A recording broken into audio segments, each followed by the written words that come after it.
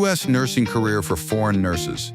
This guide breaks down the exact steps to confidently start your career in the USA. The U.S. faces a critical nursing shortage, creating urgent demand for qualified nurses from around the world. The first step is credential evaluation. The CGFNS verifies your nursing education and professional background. Gather official transcripts, licenses, and translations. Accurate documentation is vital for CGFNS review and approval. After review, qualified applicants receive a CGFNS certificate. This document proves eligibility to move on to the next step. Next is the NCLEX exam, the key test for U.S. nursing licensure. It evaluates critical nursing skills and knowledge.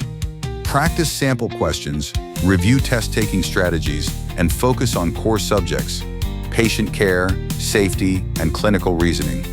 On exam day, bring required IDs and arrive early. Stay calm and pace yourself through each NCLEX question. Licensing rules differ by state. Research requirements where you want to practice nurses. Each has its own process. Most states require proof of English proficiency, such as IELTS or TOEL for non-native speakers before granting licensure. Submit your application, supporting documents, and fees to the chosen State Board of Nursing for final review. Secure a job offer from a U.S. healthcare employer.